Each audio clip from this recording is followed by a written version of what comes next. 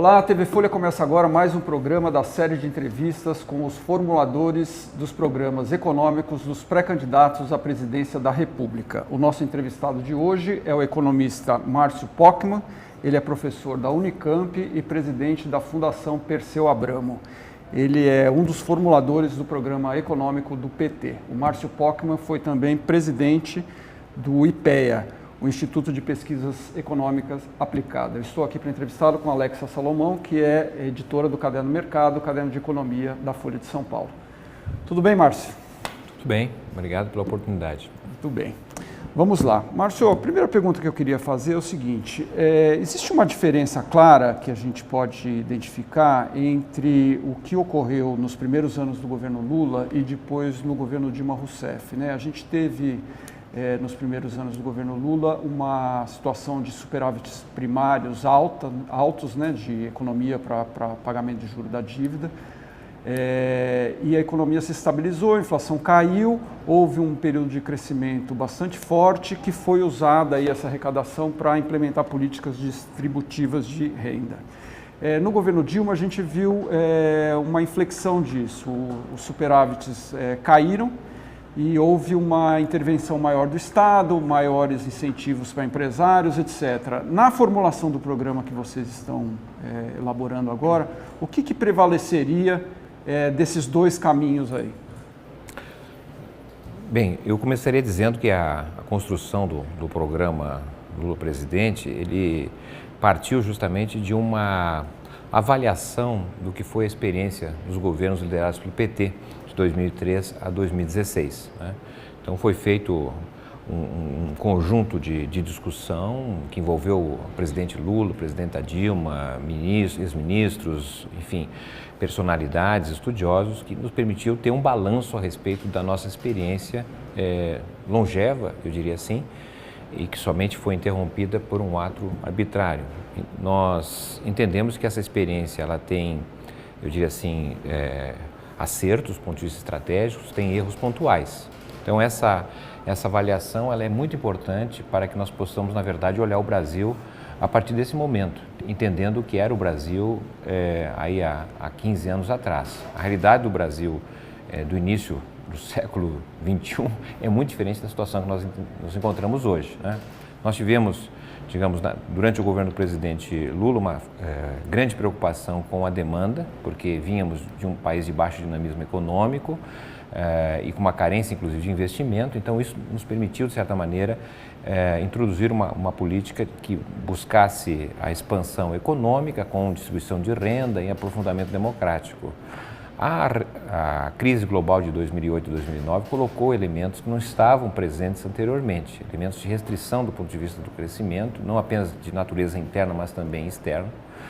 E a política da presidenta Dilma, de certa maneira, se diferenciou quando ela, na verdade, deu um impulso maior na oferta, a preocupação com a oferta, uma vez que o estímulo à demanda, a expansão do poder aquisitivo, terminava fazendo com que houvesse vazamento do consumo e da renda para o exterior, uma vez que você não tinha uma estrutura de oferta para atender suficientemente a elevação do consumo, especialmente bens industriais, né?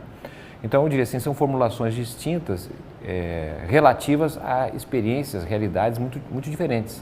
O que nós vamos encontrar agora é um país muito mais complexo. Nós estamos diante de uma crise profunda, nós estamos ainda, infelizmente, prisioneiros de uma armadilha recessiva. Nós não tínhamos isso em 2002, agora há uma armadilha recessiva, a economia caiu como se fosse a letra L, ela caiu e permaneceu, o nosso modo de ver, num patamar muito baixo, ou seja, os sinais de recuperação basicamente estão circunscritos à produção agropecuária, quer dizer, a indústria e serviços reagem muito pouco.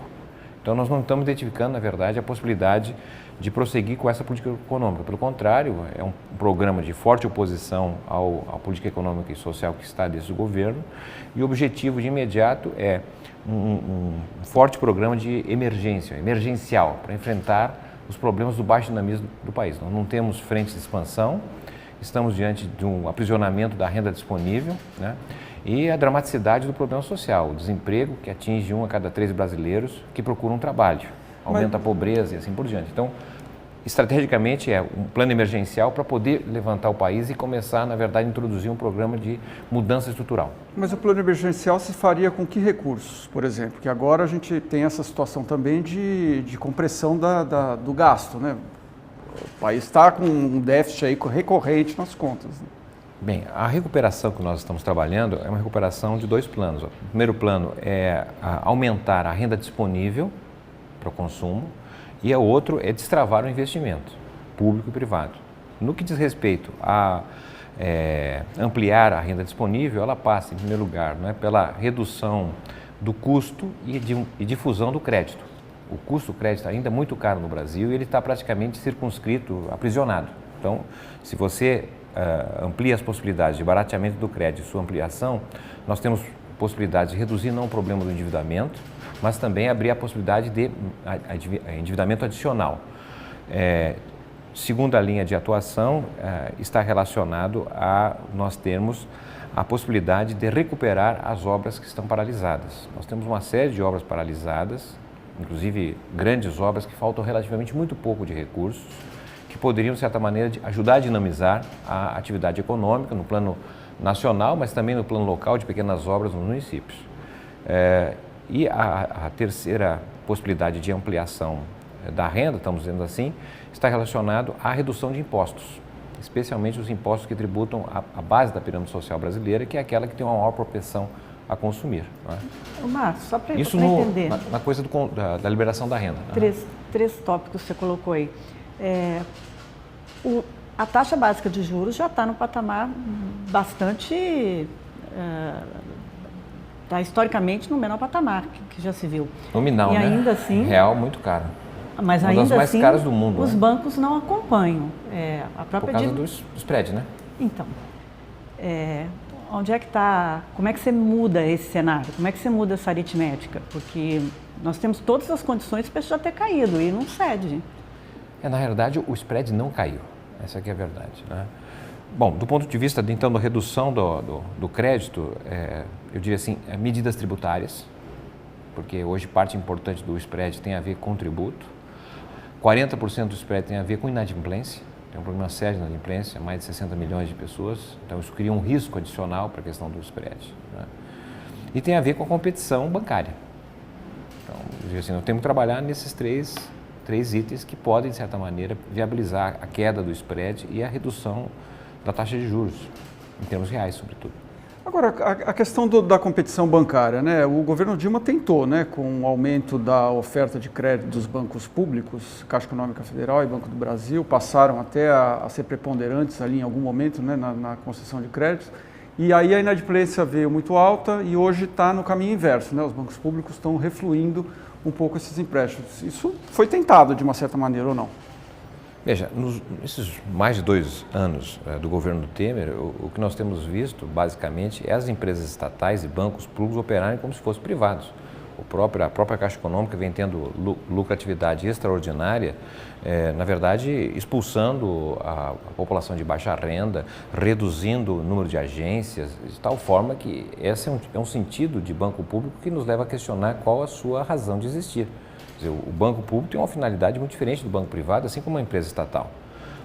O fato concreto é que, de certa maneira, os bancos públicos podem exercer, sim, ajudar na competição, nossa ferramenta da competição, por oferta de crédito, por redução de custos. Agora, os bancos, de maneira geral, sobretudo os públicos, operam em situações mais anticíclicas, não necessariamente em normalidade. Mas nós estamos vivendo um problema grave, que não vejo saída. Depois de 2 anos, a situação das finanças públicas estão piores do que estavam, não é? Você tem praticamente o desmoronamento dos setores econômicos fundamentais do Brasil, a cadeia do petróleo e gás, o setor da construção civil, a indústria naval, entre outras. Quer dizer, essa política está gerando um quadro muito desfavorável, não é? Então é preciso fazer uma orientação profunda. E ela começa justamente viabilizando a disponibilização de maior renda das famílias. Esse é um passo inicial. Como o Canzinha falou, hoje o próprio governo não tem recursos. A situação fiscal é completamente diferente. Como é que você baixa impostos também num ambiente como esse?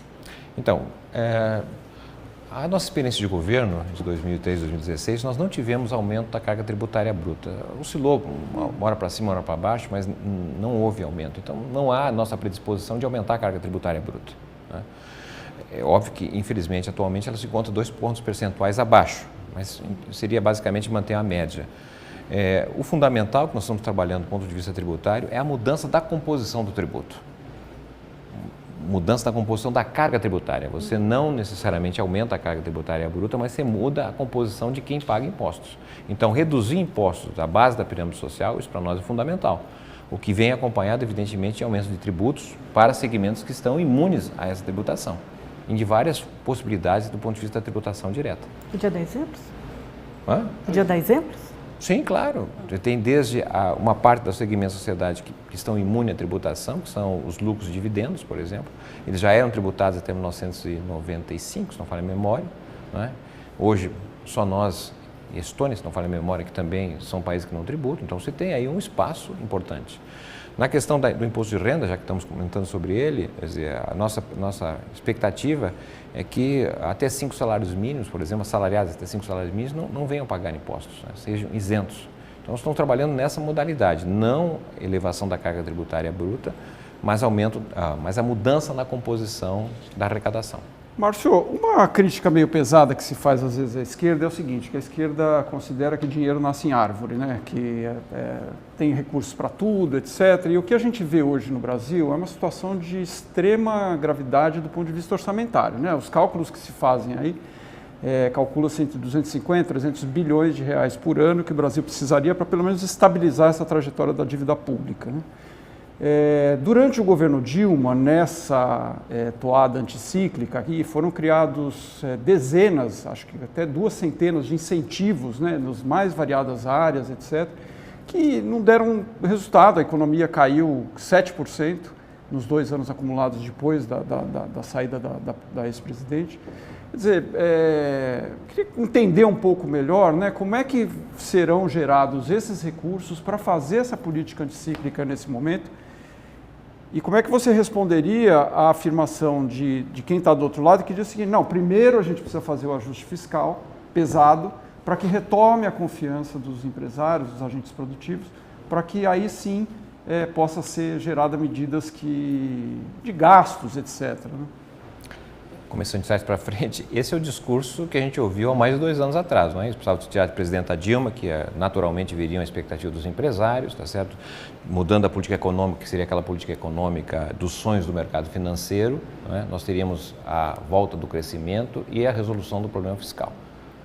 Mas esse enfoque no enfrentamento fiscal, sem, na verdade, a economia voltar a crescer, a nosso modo de ver, é um equívoco. É isso que está, na verdade, levando a economia brasileira para um buraco jamais visto, né? Portanto, nós partimos do pressuposto que a economia precisa voltar a crescer. Por isso, esse programa é emergencial a começar 1º de janeiro. Tem que dar resposta aos pobres, aos miseráveis do país. Então, estou lhe dizendo, é possível fazer ações dessas que eu estava lhe dizendo. A questão tributária, tá certo? Isso é evidente. A questão do crédito, não vejo razão que isso possa impossibilitar, porque a ideia do plano emergencial são medidas que não necessariamente necessitam da aprovação do Congresso, porque até talvez os 2 primeiros meses o Congresso estará envolvido com as suas questões próprias de sucessão. Então, emergencialmente, começar o governo com ações concretas. Eu digo assim, do ponto de vista da retomada do investimento, nós temos as reservas internacionais, há vários estudos, né, que mostram que há um excesso de reserva. Vários países, entre eles a China, por exemplo, reduziram as suas reservas. A China vem usando para investimento, por exemplo, a compra de ativos de outros países. E nós entendemos que há um espaço das reservas que poderiam, na verdade, compor um fundo de investimento em infraestrutura.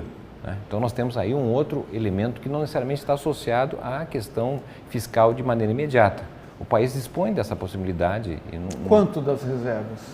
Então, vai depender um pouquinho de qual o tamanho que as reservas estarão, né, em dezembro desse ano, porque o próprio governo vem, de alguma forma, utilizando-as.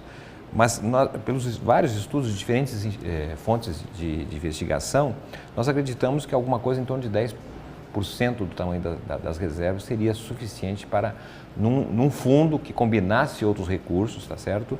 Numa operação que viabilizasse a retomada do investimento estudo no Brasil, que é fundamental como base de retomada do crescimento.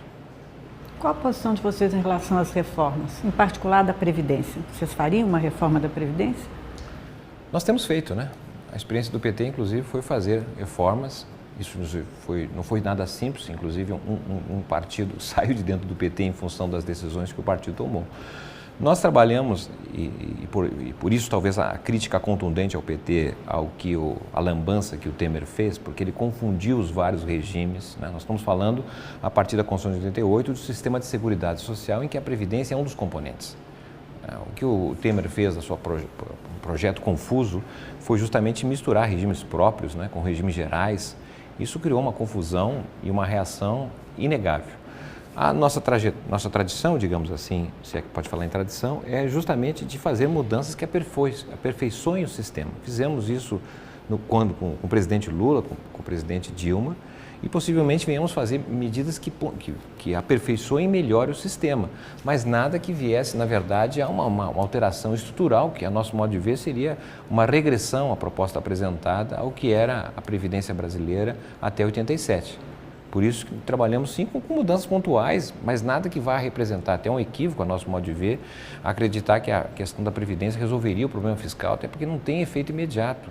A questão da Previdência é de médio e longo prazo, né? Nós não estamos com um problema de transição demográfica urgente como estão em outros países. A idade média do brasileiro é relativamente baixa. Mas, por exemplo, Previdência do setor público. Qual é a proposta para a Previdência do setor público e idade mínima? Esses dois pontos. Bom, preciso dizer que o documento não está pronto ainda, nós estamos num processo de validação. Dia 4 de agosto nós teremos o documento completo e eu poderia falar com maior tranquilidade, até porque teria sido validado. Na sua Previdência nós estamos trabalhando como sendo uma questão vinculada a privilégios. Então isso que nós vamos analisar com mais precisão, porque a nossa trajetória é o enfrentamento da desigualdade, que é uma marca, e nós temos no Estado brasileiro, no aparelho do Estado, situações de grande injustiça. Portanto, esse é o nosso enfoque. Mas, por exemplo, no caso dos privilégios, né, a gente é sabido, tem vários estudos, etc., que mostram quanto custa um aposentado, por exemplo, no setor público e quanto custa no setor privado, né? Fala-se em 14 vezes mais se você pegar o déficit do setor público e comparar com os 24 milhões do regime geral de previdência. E, no entanto, a base do PT tem muita gente no funcionalismo público, na CUT, etc. Isso não já teve mais. Já teve mais, mas isso não é um entrave para esse discurso, olha, até onde vai a Previdência do PT, né, a reforma? Não é porque a reforma que fizemos lá no início do governo do presidente Lula foi justamente do setor público. Não vejo isso como problema, mas obviamente o setor público envolve a justiça, que tem uma modalidade própria, os executivos, militares, né? Você tem os regimes da previdência dos estados, dos municípios. Então há uma diversidade, não é possível, ao nosso modo de ver, juntar tudo num saco só e operar. Eu acho que... Qual é a questão das reformas, no meu modo de ver? As reformas que foram feitas, nosso modo de ver, ademais de inadequadas e de efeito opositório, porque você pegar, por exemplo, a questão da reforma trabalhista, né, a maneira com que ela foi feita, ela, na verdade, está produzindo resultados desfavoráveis à Previdência. Tá certo? Então, como é que você faz uma reforma que é oposição à outra? Bem, no que concerne a questão da Previdência, eu diria assim, ela é um elemento fundamental do ponto de vista que a Constituição estabeleceu. É um regime geral com regimes próprios. Então, você tem que considerar isso do ponto de vista de uma política que leve à convergência do país e não à oposição. As reformas que foram feitas no Brasil, na verdade, gerou um clima de profunda oposição. Isso não ajudou, o país precisa de alguma paz do ponto de vista de combinar uma convergência da expansão e inclusão social e democracia, que tudo isso, de certa forma, está em jogo como nunca antes tivemos no país. Não tem idade mínima, então? A idade mínima pode aparecer, mas não é uma questão central. Por que a ênfase na Previdência? Entende? Por que não é a questão... Porque as pessoas estão morrendo mais tarde, né? Hã? Porque estão morrendo mais tarde, as pessoas, as reformas... Porque ela é o maior gasto. Sim, mas as mudanças que foram feitas, a partir de 2003, por exemplo, não há problema nenhum disso aí. Acho que isso contornou vários aspectos, que são segmentos antes de 2003, tá certo? Tem toda a discussão do direito adquirido, etc. Isso é o funcionalismo público. Sim. Esse é o pedaço do funcionalismo, que é importante, Claro. Os defensores da reforma dizem que você precisa desacelerar, porque como a regra vale para depois, não vale para antes, os de antes ainda estão carregando o sistema. Isso no caso do funcionalismo público. Mas no setor privado, as pessoas estão aposentando cedo e está ficando uma conta sim maior. O tempo que você contribui está, em alguns casos, até menor do que o tempo que você vai ficar vivo depois que se aposentar. Por isso a questão da idade mínima, né?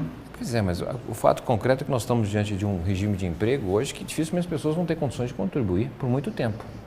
Se você olhar hoje o que está acontecendo com o mercado de trabalho, você tem quase 28 milhões de pessoas procurando trabalho. E as pessoas, segundo os dados do CAGED, vão demonstrando o seguinte: você tem uma corrosão do emprego regular, tradicional, por esse emprego de 0 hora que está se estabelecendo. Então, isso aí é um elemento crucial do ponto de vista da estabilidade do sistema previdenciário. Tá, mas em nome da transparência, haverá uma idade mínima para homens e mulheres na proposta do PT e quanto ela será? Não sei lhe dizer isso.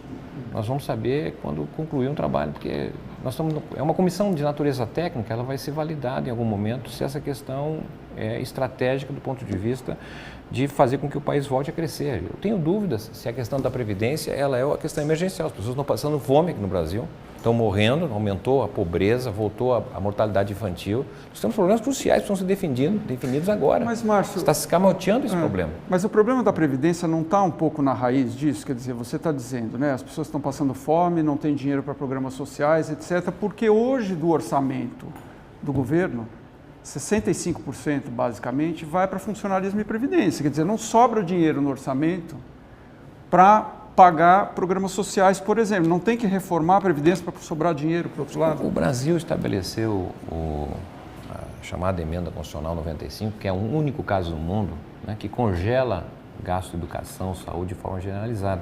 E eu pergunto, isso resolveu como o Brasil?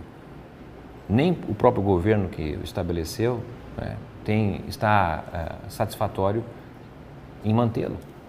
Então, a perspectiva de cortar antes de crescer é uma perspectiva equivocada. Nós não sairemos da situação que nos encontramos, pelo contrário, vamos aprofundar a situação que nos encontramos, se não mudar o modelo. E o modelo passa por primeiro você voltar a crescer. Tá, sem crescimento você não resolve nada no Brasil. Tá, mas você falou que dinheiro sairia, uma parte até citou aí, talvez 10% das reservas em dólar, que hoje estão na faixa de 380 bilhões de dólares, isso, mais ou menos. Isso seria uma parte desse, enfim, esse start de dinheiro aí para esses programas. Para destravar o investimento. Para destravar os investimentos. A outra pergunta que eu faço é, teto do endividamento público. A dívida pública brasileira, nos últimos 4 anos, ela saltou cerca de 20 pontos, nós estamos com 77% do PIB. Dívida bruta. Dívida bruta, que é a maior entre os emergentes, e às vezes tem muita gente que diz, os Estados Unidos é maior, o Japão é maior, sim, mas eles têm uma máquina que imprime dólar, né? A gente imprime real. A gente teria vocês no plano de governo aumentariam enfim, conviveriam com uma dívida pública maior? Com esse modelo neoliberal que nós estamos vivendo, tá certo? A dívida vai crescer, já vem crescendo.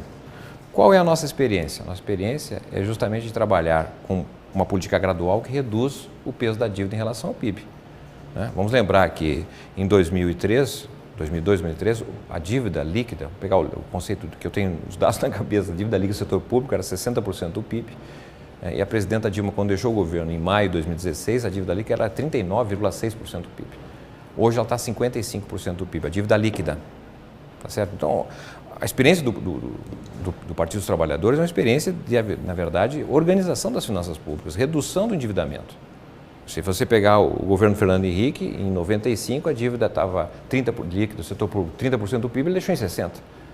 O Temer, que assumiu todo o discurso do mercado, etc., de que a Dilma era incapaz de organizar as finanças, a incompetência e assim por diante, o que nós vimos? O governo do Temer piorou as finanças públicas. Então, vamos olhar pela prática. Por isso que a experiência é importante nos nossos governos. Nós vamos entregar o governo daqui a 4 anos, na hipótese de nós assumirmos, um governo com a dívida muito menor do que quando assumimos. Márcio, muito do que foi feito, muito do gasto do governo foi feito fora do orçamento. Então, talvez não fosse... Você está dizendo que você discorda desse conceito de dívida líquida do setor público, dívida pública do muita PIB? Coisa, inclusive, foi feito BNDES via Tesouro, que não vai entrar dentro da conta, por exemplo, né? Mas isso não é gasto, isso é crédito. Então, não tem dívida. Então, vai por fora, vai diferente. Não. Muita coisa foi feita com o que o pessoal chamava de contabilidade criativa. Mas, como seria, por exemplo, o papel do BNDES numa nova gestão do PT? Vocês repetiriam o mesmo sistema de antes ou teriam um modelo novo que vocês gostariam de... Voltaria a ter um juro subsidiado, por exemplo? Então, nós estamos trabalhando no âmbito de uma reforma bancária, tá certo? Porque entendemos que a organização, o sistema de bancos que nós temos hoje está inadequada para as necessidades do país. Tá? Agora, isso não significa, na verdade, restringir a atuação dos bancos privados e tampouco a questão dos bancos públicos. Acho que o BNDES tem um papel importante do ponto de vista da sua atuação. Ele hoje praticamente está praticamente inviabilizado do que se deseja do investimento de médio e longo prazo, né? Mas nós temos lacunas. O investimento para micro e pequenas empresas, por exemplo, isso é algo que nós não temos espaço do ponto de vista de um financiamento mais adequado. A mesma coisa em relação ao que chama-se economia social e do trabalho, também é outro espaço que dificuldades você tem de crédito.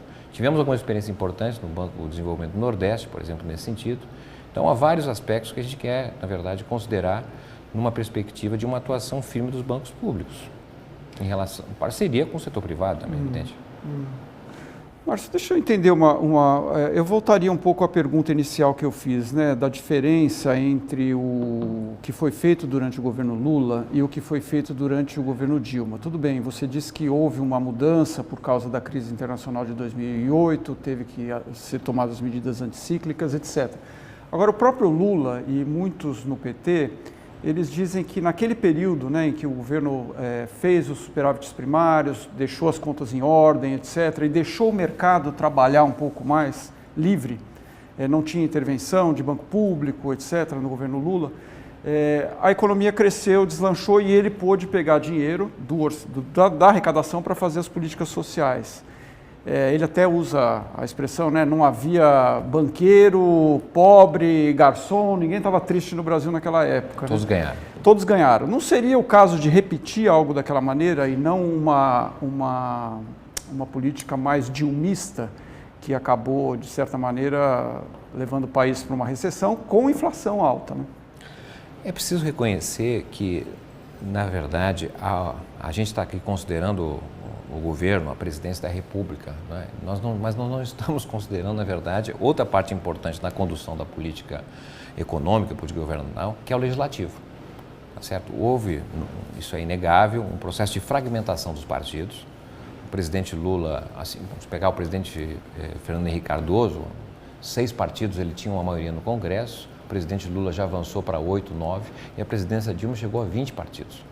Então, a fragmentação partidária fez com que, por exemplo, quando ela envia uma medida provisória estabelecendo alguns poucos setores para desoneração, essa linha da desoneração foi engrandecida em várias vezes pelo efeito legislativo. A presidenta Dilma assume o segundo mandato e ela ganha a reeleição por 51,6% dos votos, mas ela não tem 20% da base parlamentar. Então, a base parlamentar é muito importante, porque você teve ali com o Eduardo Cunha uma série de pautas bombas. Enquanto ela estava preocupada com a questão fiscal, o Legislativo foi impondo crescentes despesas. Algo que nós não vimos durante a ascensão do Temer, que passou a ter maioria e aí fazer atuar no sentido inverso. Então, tem a questão do Legislativo que precisa ser considerado, porque o Executivo envia as medidas para o Legislativo e o Legislativo termina ampliando ou modificando originalmente a sua proposição, né? Um dado para considerar, quer dizer, nós tivemos em 2014 um pouquinho mais de 100 milhões de eleitores que participaram do processo eleitoral, né? Mas nós não tivemos um pouco mais de 20 milhões de pessoas que votaram no Legislativo. Então, você tem, na verdade, um descompasso muito grande. Nós mesmos estamos preparando um programa de governo para o presidente Lula, né? Mas o PT, nenhum outro partido que eu saiba, tem um programa para o Legislativo. Sem um Legislativo forte, na verdade, com uma base parlamentar, fica mais difícil. Nós mesmos estamos defendendo a revisão, a mudança das reformas que foram feitas até agora no governo Temer. Não avalizamos como legado do Temer. Agora, a capacidade de você mudar isso, alterar, vai depender do Legislativo. Eu queria saber qual é o diagnóstico do PT em relação aos empresários nesse momento. Por que eles não voltam a investir? Bom, eu diria que não há segurança em relação ao futuro.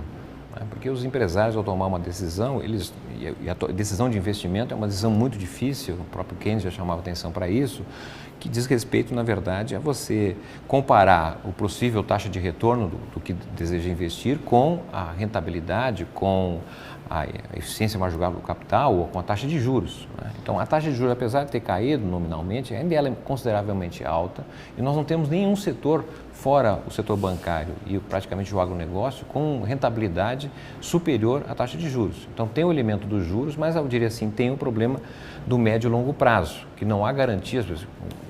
Veja, nós tivemos nos anos 90, por exemplo, diante da ausência do crescimento sustentável, nós tivemos voo de galinha. Tá certo? Foi essa a denominação. Com essa política econômica, nem voo de galinha nós temos.